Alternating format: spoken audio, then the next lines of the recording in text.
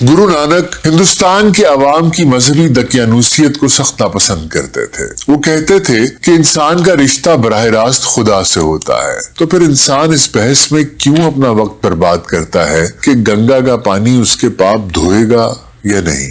بابا جی کا سب سے قریبی دوست ایک مسلمان میراثی تھا جس کا نام مردانہ تھا۔ اگر میں اپنے آپ کو ہندو کہتا ہوں تو وہ مجھے مار دیں گے، مگر میں مسلمان بھی نہیں۔ لیکن جب چادر ہٹائی گئی تو بابا گرو نانک کا جسم غائب تھا۔ پھر دونوں فریقین نے اپنے اپنے طریقے سے ان کی آخری رسومات ادا کی۔ اٹھ فریدہ ستیا جھاڑو دے مسیت، تو ستا رب جاگدا تیری ڈاڈھے نال پری۔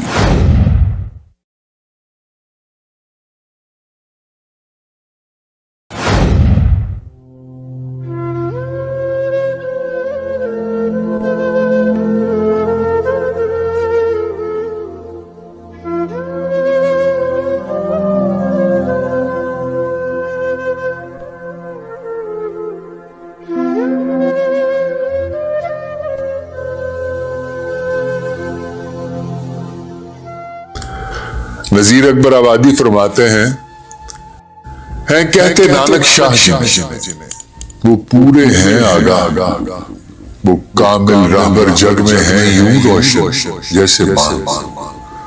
مقصود مراد امید سبھی بر لاتے ہیں دل خواہ، نت لطف و کرم سے کرتے ہیں ہم لوگوں کا نرباہ۔ اس بخشش کے اس عظمت کے ہیں بابا نانک شاہ گرو، سب سیس نوار داس کرو اور ہر دم بولو واہ واہ واہ۔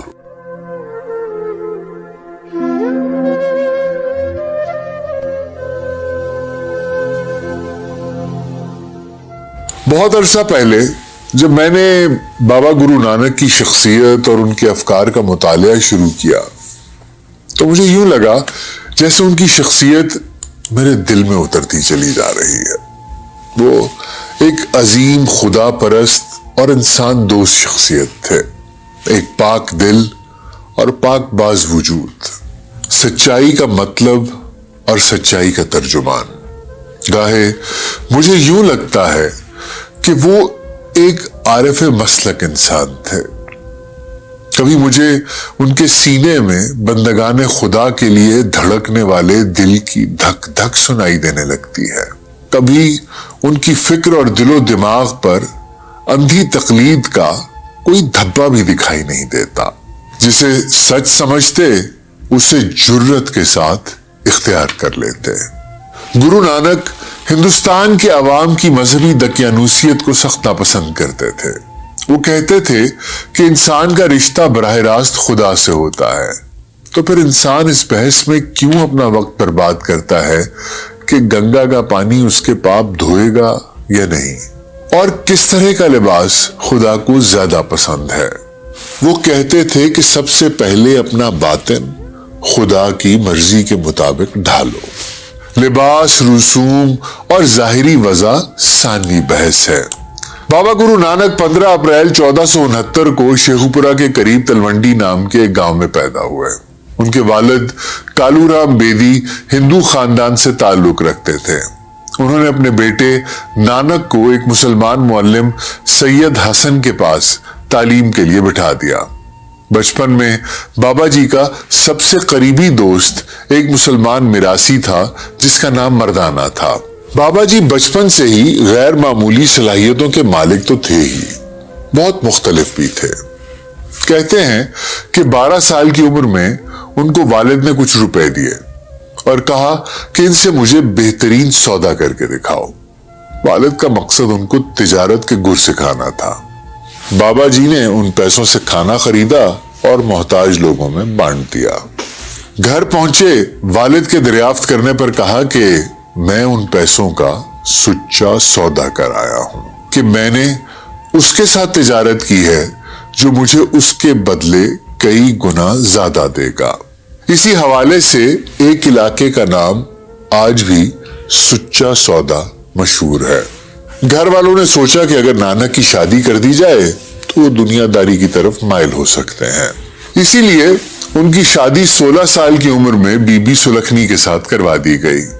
गुरु नानक ने शादी पर कोई एतराज ना किया, क्योंकि उनका कहना था कि शादी रूहानी जिंदगी को मुतासिर नहीं करती। उन्हें अपनी बीवी से बहुत प्यार था। गुरु नानक की जिंदगी में बाज ऐसे मुकाम भी आते हैं जिन्हें मुसलमानों की इस्तिलाह में करामत से ताबीर किया जाता है। कहते हैं एक दफे जब वो 30 बरस के थे और दौलत खान लोधी के दरबार में काम करते थे, तो अपने दोस्त मर्दाना के साथ दरिया पर नहाने चले गए। अब रिवायत कुछ यूं है कि 3 दिन बाद वहां से निकले, फिर कुछ दिन खामोश रहे। जब जुबान खोली तो जो कलिमात अदा किए उनका उर्दू तर्जुमा कुछ यूं है कि खुदाए वाहिद ही सच है, वो खालिक है, उसको किसी का असर नहीं, उसकी किसी से दुश्मनी नहीं, वो अकेला है, उसकी कोई सूरत नहीं, वो मौत और जिंदगी के चक्कर से आजाद है, उसका हुसूल ही असल है। सिख मजहब की मारूफ किताब गुरु ग्रंथ इन्हीं अल्फाज से शुरू होती है। वो अपना इलाही पैगाम गीतों की शक्ल में पहुंचाते थे। जिस शहर में भी जाते मुकामी जुबान में लोगों से बात करते थे। उन्हें संस्कृत, अरबी और फारसी पर उबूर हासिल था। उन्होंने हिंदुस्तान के तूलो अर्ज के दौरे किए। इसके अलावा मक्का, मदीना, मिस्र, ताशकंद, फलस्तीन, उर्दन, शाम, नजफ, करबला और बगदाद समेत कई शहरों और मुल्कों का सफर किया। बगदाद में मुसलमान उलमा के सामने उन्होंने एक फारसी नज्म पढ़ी जिसमें कहा कि तुम क्यों जमीनों और आसमानों की तादाद गिन रहे हो।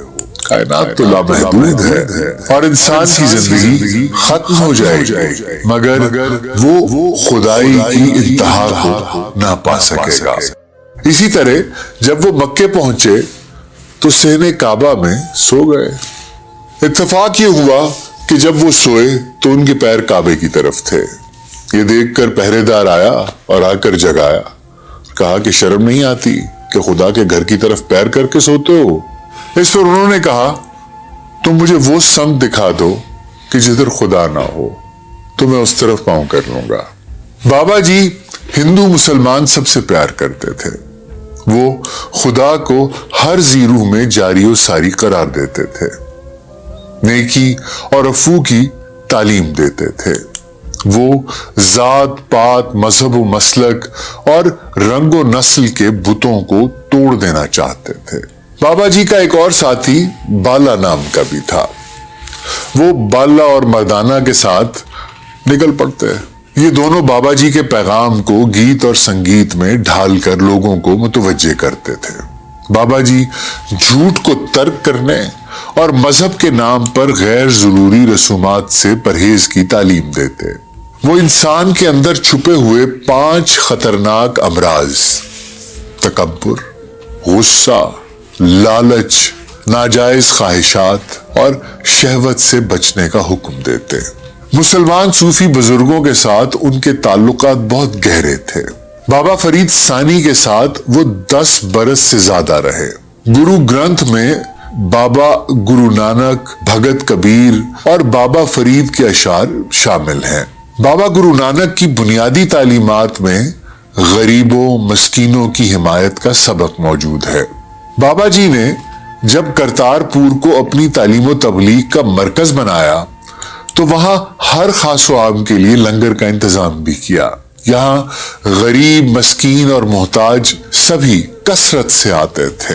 एक दिन नानक करीबी नदी में नहाने के लिए निकले और 3 दिन तक नदी के अंदर गायब रहे। कहा जाता है कि यही नानक को खुदा का विसाल हुआ और खुदा ने उन्हें एक प्याला इनायत किया। कहा कि इसे खुद भी पियो और दुनिया को भी पिलाओ। जो तुम्हारा नाम लेगा उसका शऊर बेदार हो जाएगा। जब वो नदी से निकले तो उनके लबों पर एक अनोखा नारा था, ना कोई हिंदू ना कोई मुसलमान। शहर में एक हंगामा बर्पा हो गया कि कौन है जो मुसलमानों की हुकूमत में और हिंदुओं के शहर में दोनों की तौहीन कर रहा है। काजी ने उनको तलब किया और पूछा कि नानक, तुम कहते हो کہ یہاں نہ کوئی ہندو دکھائی دیتا ہے نہ مسلمان، تو پھر تم کون ہو؟ نانک نے جواب دیا کہ اگر میں اپنے آپ کو ہندو کہتا ہوں تو وہ مجھے مار دیں گے، مگر میں مسلمان بھی نہیں، میں 5 عناصر کا بنا ہوا پتلا ہوں اور نانک میرا نام ہے۔ قاضی نے کہا کہ ہو سکتا ہے کہ ہندو اپنے مذہب کو چھوڑ چکے ہوں، مگر ہم تو 5 نمازیں ادا کرتے ہیں، اور وہ بھی خدا کے حضور میں کھڑے ہو کر۔ تم کیا جانو ان میں کیا راز پوشیدہ ہے، اور ہم اس کے صلے میں خدا کی راہ میں بخشے جائیں گے۔ جس پر نانک نے جواب دیا کہ میں بھی دن میں 5 وقت کی نماز ادا کرتا ہوں، ایک سچ کی، دوسری حق حلال کی کمائی کی، تیسری خدا کے فضل و کرم کی، چوتھی نیت اور ایمانداری کی، اور 5ویں خدا کی حقیقی یاد کی۔ ان سے عظیم تر کوئی نمازیں نہیں ہو سکتی۔ قاضی نے کہا اچھا تو آؤ میرے ساتھ نماز پڑھ کر دیکھو، تمہیں خود ہی فرق معلوم ہو جائے گا۔ نانک نے کہا کہ مجھے منظور ہے۔ جب قاضی نماز کے لیے کھڑے ہوئے تو نانک ایک طرف کھڑے ہو کر مسکرانے لگے۔ جب نماز ختم ہوئی تو قاضی نے نواب سلطان پور سے شکایت کر دی کہ جب ہم نماز ادا کر رہے تھے تو نانک ہم پر ہنس رہا تھا۔ نانک نے کہا کہ نواب صاحب جب قاضی صاحب نماز ادا کر رہے تھے تو ان کا دھیان اپنی گھوڑی کی طرف تھا جس کے ہاں نیا بچہ پیدا ہوا تھا۔ قاضی صاحب کو اندیشہ تھا کہ گھوڑی کا بچہ کہیں کنویں میں نہ گر جائے۔ یہ کہہ کر نانک جی وہاں سے چل دیے۔ نواب صاحب نے بہت کوشش کی، بہت کہا کہ ملازمت جاری رکھیں، مگر نانک نے کہا کہ وہ اب اس کے ہاں ملازمت نہیں کریں گے۔ مگر نانک نے کہا کہ اب وہ اس کے ہاں ملازمت کریں گے جس کے ہاں تمام کائنات ہاتھ باندھے کھڑی ہے۔ یہ کہہ کر نانک نے مردانے کو جو یہاں ان کا مرید ہوا تھا اور رباب بجایا کرتا تھا ساتھ لیا اور جنگل کی طرف چل پڑے۔ نانک جی جنگلوں آبادیوں میں گھومتے رہے۔ ان کا نام اب گرو کے نام سے مشہور ہو چکا تھا۔ وہ جگہ جگہ معجزے دکھاتے۔ جب وہ ہندوؤں کے مرکز ہردوار پہنچے تو یہاں گنگا میں ہندو نہا رہے تھے اور پانی مشرق کی طرف اچھالتے تھے۔ جب نانک جی نے ان سے اس کی وجہ پوچھی تو بتایا گیا کہ یہ پانی مرنے والے بزرگوں کو دیا جا رہا ہے تاکہ ان کی زندگی آسودہ اور ٹھنڈی رہے۔ یہ سن کر نانک جی نے پانی مغرب کی طرف اچھالنا شروع کر دیا۔ لوگ ہنسے کہ کیا کبھی کسی نے مغرب کی طرف بھی پانی اچھالا ہے؟ تو نانک جی نے جواب دیا کہ میرے کھیت یہاں ہیں مغرب کی طرف پنجاب میں ان کو یہاں سے پانی دے رہا ہوں۔ لوگ کہنے لگے کہ اتنی دور سے دیا ہوا پانی آپ کے کھیتوں کو کیسے پہنچ سکتا ہے اور کیسے ان کو سرسبز کرے گا؟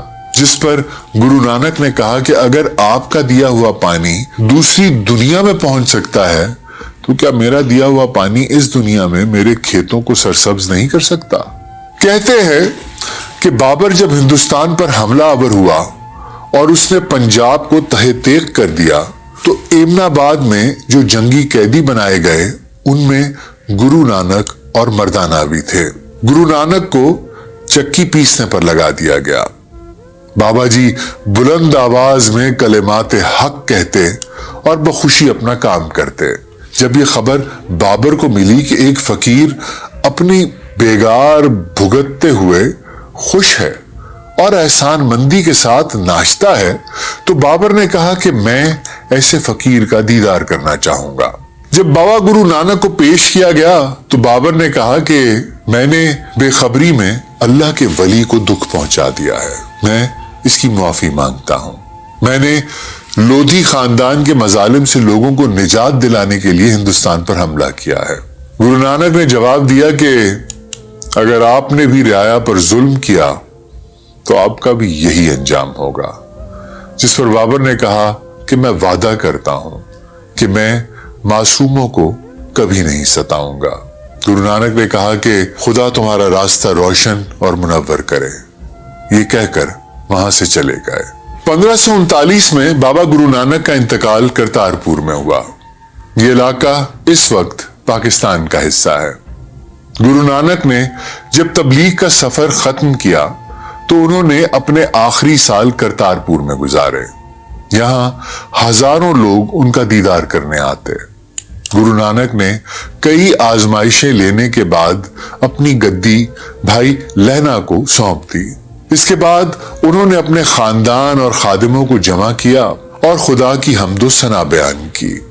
پھر تمام مجمع نے ایسا ہی کیا. اتنے میں بابا گرو نانک مراقبے میں چلے گئے اور اسی دوران ان کا وصال ہوا، جس کے بعد ان کے ہندو اور مسلمان مریدوں میں جھگڑا ہو گیا. مسلمان مرید کہتے تھے کہ ہم ان کو دفنائیں گے، ہندو کہتے تھے کہ ہم اپنی رسم کے مطابق ان کا سنسکار کریں گے. آخر میں دونوں اس بات پر متفق ہو گئے کہ دونوں اپنے اپنے پھول ان کے جسم پر رکھ دیں. صبح جس فریق کے پھول نہ مرجھائیں وہی ان کے جسم کا وارث ہوگا. صبح ہوئی تو دونوں فریقین کے پھول تازہ تھے اور مہک رہے تھے، لیکن جب چادر ہٹائی گئی تو بابا گرو نانک کا جسم غائب تھا. پھر دونوں فریقین نے اپنے اپنے طریقے سے ان کی آخری رسومات ادا کی. گرو نانک کی تعلیمات سکھوں کی متبرک کتاب گرو گرنتھ میں موجود ہے. یہاں پر ان کی 974 منظوم نظمیں موجود ہیں اور دیگر صوفیہ کی شاعری بھی گرنتھ میں موجود ہے، جن میں بابا فرید گنج شکر کے بے شمار اشعار شامل ہیں. اٹھ فریدہ ستیا صبح نماز گزار، اٹھ فریدہ ستیا جھاڑو دے مسیح، تو ستا رب جاگدا تیری ڈاڈھے نائی. معروف لکھاری مستنصر حسین تارڑ لکھتے ہیں کہ تمام گردواروں میں گرنتھ صاحب ایک سجے ہوئے تھڑے پر کھلی پڑی ہوتی ہے اور اسے رات 10 بجے اس کے بیڈ روم میں لے جا کر اس کے پلنگ پر سلا دیا جاتا ہے اور سویرے سویرے جگا کر واپس اس کے مقام پر رکھ دیا جاتا ہے. گرمیوں میں گرنتھ صاحب کے بیڈ روم میں ایئر کنڈیشنر آن کیے جاتے ہیں اور سردیوں میں بجلی کے ہیٹر جلائے جاتے ہیں. اب یہ بندوبست ہمیں تو شاید مسکرانے پر مجبور کر دیتے ہیں. بھلا ایک کتاب کو گرمی کیسے لگ سکتی ہے؟ سردی میں اسے نمونیا تو نہیں ہو جائے گا؟ اگر ہیٹر نہ جلائیں گے تو کیا فرق پڑتا ہے؟ لیکن اس طرز عمل کا ان کے ہاں ایک جواب ہے، ایک توجیہ ہے. ان کا کہنا ہے کہ ہمارے نزدیک یہ خدا کا کلام ہے اور اس کا کلام بے جان نہیں ہو سکتا، زندہ ہوتا ہے، اس لیے ہم اسے موسموں سے محفوظ رکھتے ہیں. ویسے ہر مذہب میں کچھ ایسے عقیدے ہوتے ہیں جن پر دوسرے مذہبوں والے مسکراتے ہیں یا کبھی کبھی ہنس بھی دیتے ہیں. میں سکھ مذہب سے بہت واقفیت نہیں رکھتا، البتہ گرو نانک کی حیات سے کچھ شناسا ہوں اور میں سمجھتا ہوں کہ نانک باطنی طور پر ایک کلمہ گو تھے. وہ میرے پیغمبر نبی پاک صلی اللہ علیہ وسلم کے پیروکار تھے. روایت کے مطابق وہ حج کے لیے بھی گئے تھے. انہوں نے میرے رسول صلی اللہ علیہ وآلہ وسلم کے نقش قدم پر چلتے ہوئے ہند کے بت کدے میں ہزاروں برسوں سے پرستش کیے جانے والے سب جھوٹے خداؤں کو پاش پاش کر کے صرف ایک اللہ کا نعرہ اور توحید کا نعرہ بلند کیا. بابا نانک نے میرے پیغمبر نبی پاک صلی اللہ علیہ وآلہ وسلم سے عاجزی اور انکساری سیکھی، غریبوں اور یتیموں سے محبت سیکھی. اسلام میں ثواب کے جو احکام ہیں ان میں لوگوں کو کھانا کھلانا اور لنگر کا اہتمام کرنا بھی شامل ہے، جو نانک نے بھی مستعار لیا. جتنے بھی کرم نانک پر ہوئے وہ سب میرے آقا نبی پاک صلی اللہ علیہ وسلم کی طفیل تھے. تو پھر سکھوں اور مسلمانوں کے درمیان یہ عداوتیں، یہ قتل و غارت کی داستانیں یہ کہاں سے آ گئیں؟ یہ ایک الگ بحث ہے جو پھر کبھی کے لیے اٹھا رکھتے ہیں وہ لوگ جنہوں نے اپنے سب سے مقدس مقام دربار صاحب امرتسر کی بنیاد رکھنے کے لیے پہلی اینٹ جوڑنے کے لیے ہمارے میاں میر صاحب کا چناؤ کیا. اور میاں میر صاحب اپنی جگہ پر سکھ گرو حضرات کے بھی معتقد تھے. وہ جو دشمنیاں اور نفرتیں تھیں وہ سب کی سب سیاسی نوعیت کی تھیں. کرتارپور مغور دوارے کے کھلے صحن میں ریشمی لبادوں میں ڈھکی ہوئی تقریباً چوکور ایک قبر سی ہے۔ عارضی صاحبان کے سائے میں ایک پژمردہ سی بیل ہے جو اس صاحبان سے لپٹی ہوئی ہے، اور ہرے رنگ کے ایک بورڈ پر یہ عبارت اس مقام کی نشاندہی کرتی ہے: اول اللہ نور پایا قدرت کے سب بندے، ایک نور تے سب جگ اچیا، کون بھلے کو مندے۔ یہ وہ مقدس مقام ہے جہاں پر بابا گرو نانک دیو جی مہاراج کے پھول اور چادر کی تدفین کی گئی ہے۔ عجب سادگی تھی کہ نہ کوئی شاداری، نہ قبر پر کوئی طلائی گنبد، اور نہ ہی سونے چاندی کی چادریں، اور نہ ہی بابا نانک کے پیروکاروں نے وہاں کوئی سجدہ کیا، یہاں تک کہ بوسہ بھی نہ دیا، کہ وہ صرف گرنتھ صاحب کے سامنے جھکتے اور اسے چومتے تھے۔ بابا جی کا آج بھی اس خطے کے تمام مذاہب کے ماننے والے احترام کرتے ہیں، اور جو ان کی عظیم روح، ان کے اعلیٰ انسانی اخلاق اور ان کی آفاقی تعلیمات اور حقیقی آزاد اندیشی کو جان جاتے ہیں، وہ بے ساختہ ان سے محبت کرنے لگتے ہیں۔ جو روایتیں زندہ ہیں، جو کہانیاں چلی آتی ہیں، جو قصے سنائے جاتے ہیں، جو باتیں کہی جاتی ہیں، مقصد یہ ہوتا ہے کہ وہ سب آپ تک پہنچائی جائیں اور آپ کے علم میں وہ روایتیں لائی جائیں۔ ان کا فیصلہ کرنا وہ درست ہے، کس حد تک نہیں ہے، ان سے کیا اخذ کرنا ہے، ان کے بارے میں مزید تحقیق کرنی ہے، میرا مقصد یہ ہوتا ہے کہ آپ ان کو جانیں اور اس پہ مزید تحقیق کریں اور اپنے فیصلے خود کریں۔ ہماری یہ کاوش کیسی ہے، کیسی نہیں ہے، اپنی رائے سے ہمیں ضرور آگاہ کیجیے گا، ہم منتظر رہیں گے۔